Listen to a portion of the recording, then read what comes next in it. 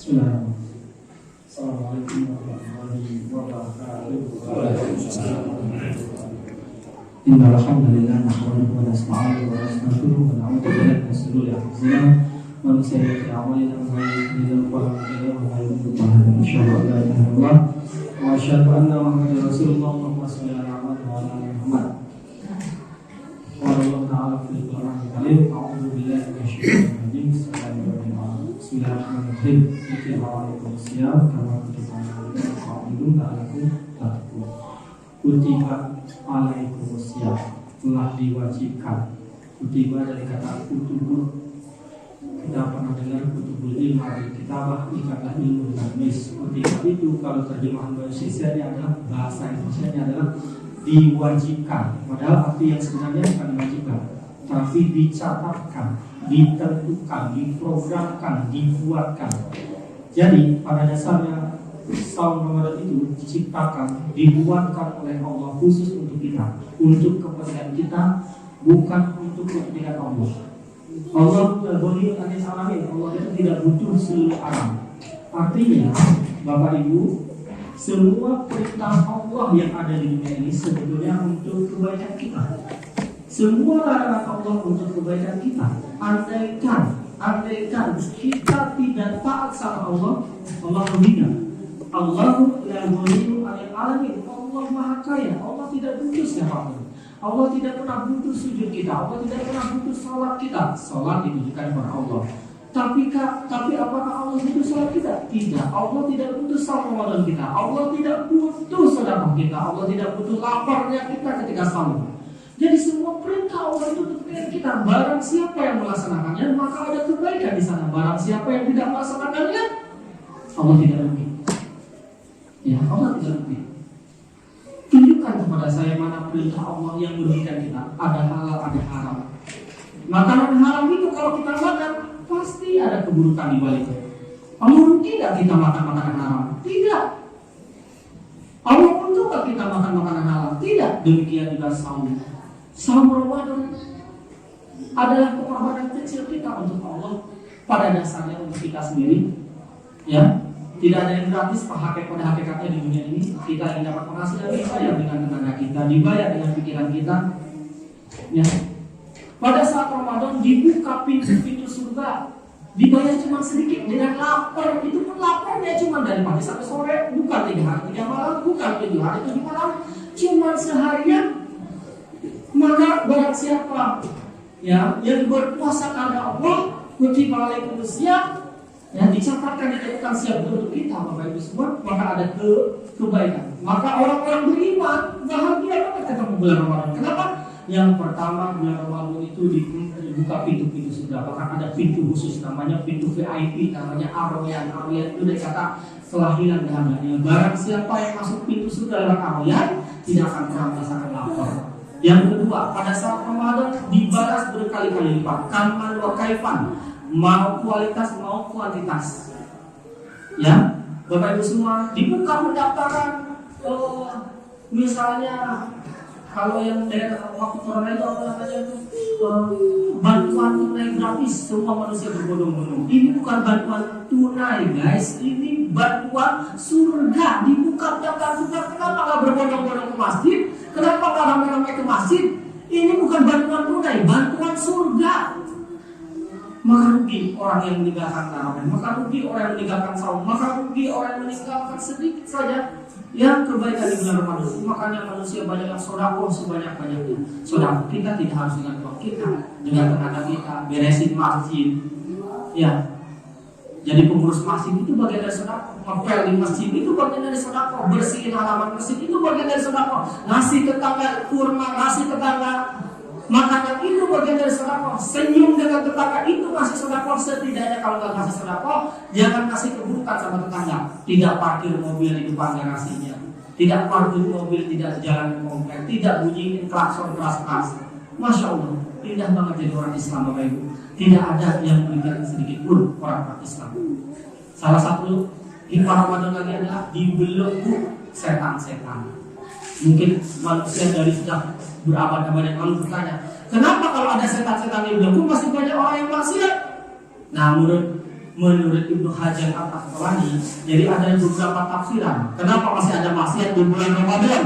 Pada saat setan-setan dibelenggu. Di antara banyak pendapat ada dua pendapat yang kuat. Yang pertama, pada saat bulan Ramadan yang dibelenggu itu setan-setan komandan, setan-setan bosnya. Jadi setan-setan krucilnya, setan-setan pion-pionnya, setan-setan ecek-eceknya dan penjara. Jadi kalau ada manusia maksiat, berarti tandanya emang imannya sudah lemah dari awal. Jadi kalau kita di bulan Ramadan masih juga berbuat buruk, masih berbohong, masih ingkar janji, berarti pada dasarnya iman kita sudah lemah. Kenapa? Masih bisa digoda sama setan pelacok, setan apa-apa, ya setan remeh-temeh, kan gitu. Ya itu kan apalah anak sekarang ini. Ya, setan juga gak level gitu ngegoda-goda setan-setan bos gitu, gak suka oleh orang-orang yang imannya rendah. Kata anak sekarang gak suka belai gitu kan, dan seterusnya. Baik Bapak Ibu semua. Yang kedua, tafsir yang kedua, setan itu ada dua jenis, minal jin natiwa. Nah, setan berbentuk jin dan manusia. Sebenarnya setan itu kata sifat, bukan aslinya. Setan itu lebih sering pada perbuatannya. Jadi, meskipun manusia bisa jadi salah enggak? Bisa jadi setan ketika menghalangi dari kebaikan, ketika berbuat buruk. Jadi setan jinnya dibelenggu, setan manusia dibelenggu? Enggak. Pada dasarnya itu adalah kiasan Bapak Ibu. Jika kita beribadah kepada Allah yang banyak, maka setan tidak akan kuat menggoda kita. Zaman dulu sebelum informasi melimpah, sebelum zaman internet melimpah, zaman dulu jika ada sesuatu yang gaib itu manusia menyangkanya pada setan. Ya. Lalu mereka, jika kita beriman, mau digoda setan, mau disingsiran, orang pada beriman, maksudnya apa? Bukan setan, setan yang menggoda kita untuk dibunuh di kuburan, itu cuma setan apa? Setan jadi setan pembunuhan. Setan yang paling dahsyat adalah ketika kita diajak pada keburukan. Bapak Ibu semua, tadi di surat yang saya baca di surat Nisa, saya baca surat Luqman. Contoh yang lain dalam kehidupan keluarga, Bapak Ibu semua. Ketika anak-anak bermasalah, banyak orang menyalahkan lingkungan pergaulan, banyak orang menyalahkan jin ketika anak-anak bermasalah. Anak saya kena narkoba, anak saya minum nikah. Ini gara-gara terpengaruh temannya ini gara-gara terpengaruh temannya, ini gara-gara nggak suka.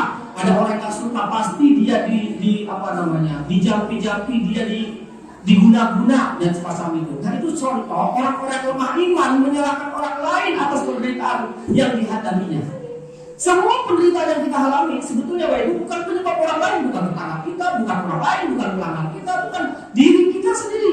Karena sebagai besar kita tanpa ilmu menjalani kehidupan, sebagaimana menjalankan keluarga tanpa ilmu. Tadi surat Luqman saya membaca surah Falaqad ataina Luqman. Banyak orang Indonesia nggak paham bahwa tugas mendidik anak itu bukan tugas perempuan. Yang dihisap pertama kali bapak-bapak, ayah Bapak Ibu. Sebutkan kepada saya mana dalil yang mengatakan urusan anak adalah urusan perempuan doang. Nggak ada. Yang ini bisa sering pakai hadis ini. Padahal bukan hadis. Al-ummu madrasatul ula, ibu adalah madrasah. Nah, orang Yesus kepada itu. Padahal itu bukan hadis. Itu pepatah Arab yang ngomong Sayyid Ibrahim. Jadi jangan pernah menggunakan perkataan itu sebagai dalil bahwa urusan anak itu urusan mana awewe, urusan mana ibu bukan tanggung jawab ibu. Bukan. Tugas mendidik anak pertama kali di dalam Al-Quran adalah bapak dan ibu. Ibu-ibu lebih banyak tugasnya itu soal masalah jasa, soal menyusui, wahamlu, wafisalu, salah syahro, hamil menyusui itu tugas ibu-ibu. Jadi ibu-ibu kalau anaknya lapar itu ibu-ibu nanti tidak hisap. Tapi kalau anaknya beriman atau tidak, anaknya musyrik atau tidak, anaknya sholat atau tidak, bapak yang dihisap pertama kali. Walaupun ataina Luqman, dan ingatlah ketika Luqman berkata, siapa tadi Luqman? Laki-laki perempuan, laki-laki. Dengarnya tadi Luqman apa Luqmannya? Luqman guys. Wa in qala Luqman libnihi wa huwa ya'iduhu ya bunayya la tusyrik billah. Anakku jangan musyrik pada Allah. Siapa yang ngajarin tauhid? Bapak-bapak. Jadi anak kita beriman atau tidak? Siapa yang dihisap pertama kali? Bapak, bukan ibu. Bukan. Tapi karena kebodohan, karena tanpa ilmu berumah tangga, pesta 2 hari, pesta 1 malam, pesta 4-5 jam. Di sana Bapak Ibu walimah itu hukumnya wajib enggak, sunnah. Walimah yang cuma 3-4 jam pakai musik jegar, biayanya habis belasan juta, puluhan juta. Berapa juta yang disiapkan untuk ilmunya yang lebih wajib? Berapa juta ketika berapa juta? Maka saya mengajar anak-anak kita nanti kalau nikah, nyiapin dulu ilmunya. Hak dan kewajiban kamu sebagai laki-laki apa? Nah nanti itu kalau punya anak, urusan kamu soal anak itu akhlaknya. ibadahnya itu kamu bapaknya, bukan tugas istri kamu. Dikasih tahu anak-anak kita. Beda dengan orang Yahudi itu Bapak Ibu tahu, 6 bulan sebelum nikah ada kursusnya. Orang Katolik 1 tahun sebelum nikah ada kursusnya. 1 tahun di gereja ada kursusnya. Sebelum nikah dikasih tahu gimana mendidik anak itu gimana. Nah, orang Islam adalah lebih lengkap aturannya. Apa yang disiapkan ketika menikah orang Islam? Ada nggak? Ada foto pre-wedding di kuburan Cina eksotis. Padahal ilmu yang harus disiapkan. Bukan foto pre-wedding, bukan seserahan, bukan apalagi pesta. Yang itu cuma 3 jam, 4 jam habis guys. Habis. Betul? Masya Allah, anak-anak kita harus lebih baik dari kita. Ya, anak-anak kita tauhidnya bagus atau tidak? Bapak yang dihisab. Luqman ingat tadi? Ya bunayya aqimis shalah, wahai anakku tegakkan salat. Anak kita salat atau tidak? Bapak yang ditanya nanti sama Allah di akhirat. Makanya orang berilmu tidak akan pernah membiarkan anaknya ke masjid sendirian. Apalagi masih kecil-kecil. Kenapa? Karena orang tua yang amanah tahu, anak saya belum beriman, anak saya akidahnya belum bagus, anak saya ibadahnya belum benar. Saya nggak mungkin lepas ke masjid sendirian. Kenapa? Kalau dilepas, ya pasti ribut di belakang, bukan salah anak-anak. Harusnya dikejar bapak di sini. Nanti anak-anak akan jadi kenangan tersendiri. Oh, aku tiap hari tarawih sama bapak. Kalau capek nak, udah gak usah tarawih daripada mengganggu orang, itu dosa mengganggu sholat Pak. Anak-anak ribut itu bapak ibu tahu, mereka tidak dosa. Yang dosa siapa? Bapak ibunya. Mereka belum ada tuh hisab, mereka belum ada tuh kitab catatan. Umar bin Khattab pernah musirin anak-anak dari mesin. Gara-gara apa? Karena mengganggu orang sholat itu nggak ada. Orang tua yang amanah pasti paham. Anak-anak nggak boleh ke masjid, jadi jangan ganggu anak-anak kita ke masjid sendirian tanpa pendampingan. Anak belum bisa berenang, bapak ibu akan lepas nggak tiba-tiba ke kolam renang? Enggak, didampingi dulu. Anak belum bagus ibadahnya, imannya belum bagus, didampingi dulu nggak bagusnya. Didampingi bapak ibu semua. Yang sayangnya, satu bilang sayangnya banyak Indonesia, banyak orang-orang kita, ya, karena tidak mempelajari Quran. Padahal di dalam Quran tadi sudah bilang mendidik anak itu tugas bapak ibu dua-duanya. Ya, tapi yang pertama kali dihisab sama bapak, bukan ibu, bukan. Ya, yang jadi masalah bapak ibu semua, makin kesini dunia makin penuh dengan kekacauan, kemaksiatan, gara-gara apa cuma? Gara-gara fondasi keluarga sudah hancur. Gara-gara banyak anak-anak dilahirkan di dunia tidak diurus. Kalau bapak ibu lihat kiri kanan, terlalu banyak anak-anak yatim piatu pada dasarnya orang tuanya masih hidup. Berapa banyak anak-anak yang dididik oleh orang tuanya? Berapa banyak anak-anak yang diurus oleh orang tuanya? Kiri kanan kita lihat. Diurus itu artinya bukan dikasih makan ya bapak ibu. Kalau cuma dikasih makan doang, kucing juga ngasih makan. Kalau kita punya anak cuma dikasih makan, kasih jajan, namanya peternakan, berkembang biak. Tapi kita bukan itu, kita tuh manusia punya akal, punya hati. Apakah anak-anak yang lahir ke dunia sebagai besar lurus? Ciri lurus itu apa? Ada pendidikan. Ada nggak di rumahnya one day one hadis, one day one sirah? Ada nggak di rumahnya setiap hari membaca sirah sama bapak, membacakan hadis sama bapak, ngobrol sama bapak? Ada nggak? Itulah anak-anak yang diurus. Kalau anak-anak diurus orang tua, insya Allah tidak akan ada penjahat di dunia ini bapak ibu. Yang jadi masa depannya anak dilahirkan ke dunia tidak diurus. Dan akibatnya yang ngurus siapa? Yang ngurus siapa? Yang ngurus teman-teman pergaulannya. Kalau masih kecil-kecil SD TK ini masih aman. Tapi kalau udah mulai punya handphone SMP SMA, yang ngurus siapa? Yang ngurus siapa? Apakah yakin anak-anak kita setelah punya handphone akan nonton Ustaz Ihsan Hidayat, Ihsan Somad? Tidak, yang nonton Ihsan Halilintar. Apakah yakin akan nonton Mama Dede? Enggak, Mama Ricis. Yang kita nonton Siuman, Lintar, Inuon, Jenny, Disoros, Blackpink. Nggak mungkin mereka nonton National Geographic, pasti nonton Netflix bapak ibu. Itulah kalau orang tua bertanggung jawab tidak akan melepaskan anak-anaknya tiba-tiba punya handphone sendiri. Anak kita harus menguasai teknologi, betul. Tapi menguasai teknologi bukan dikuasai teknologi. Bapak ibu cari di internet ya ahli-ahli teknologi seperti Tim Kendall, CEO Facebook, ya Bill Gates, ya Steve Jobs tidak mengizinkan anaknya punya handphone sebelum dewasa. Di Indonesia anak-anak SMP sudah punya handphone, anak SD belum punya handphone. Bahkan aturan Gojek, Grab ada, itu ada aturannya bapak ibu. Kalau baca di situ ada yang Grab, Gojek di situ tahu ada batasan umurnya. Pakai Gojek minimum 18 tahun, pakai Grab minimum 21 tahun, ada batasan umurnya. Tapi orang Indonesia tanpa perasaan berdosa membiarkan anak-anaknya keliling dunia sendirian. Karena tanpa ilmu lagi-lagi. Sementara pencipta Facebook, pencipta medsos tidak mengizinkan anaknya punya medsos. Wow, kenapa? Karena anak yang belum dewasa tidak mungkin mendahulukan kebutuhan, pasti mendahulukan kesenangan. Itu fungsi orang tua.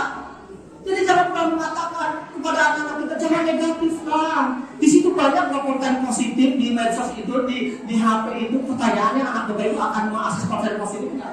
Yakin nggak mereka yang belum dewasa akan mengakses konten positif?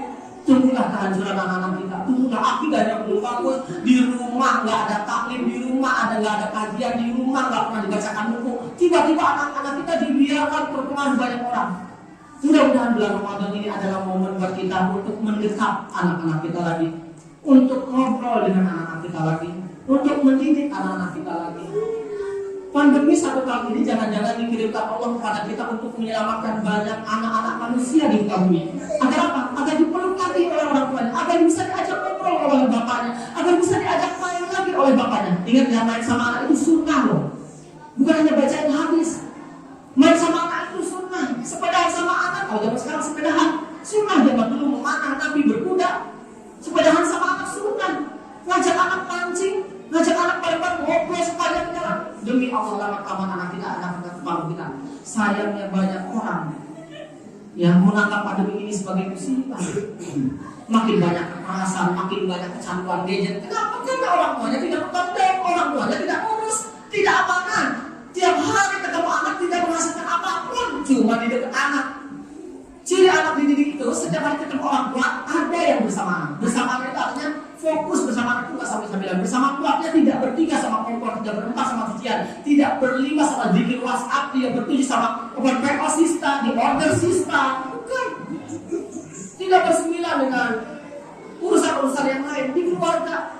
1 jam, 2 jam, Bapak Ibu yuk ngobrol sama anak-anak kita tiap hari. Insya Allah anak-anak kita nanti akan jadi investasi sampai mati kita, sampai akhirat kita. Aku lupa lihat ada. Astagfirullahaladzim. Assalamualaikum warahmatullahi wabarakatuh.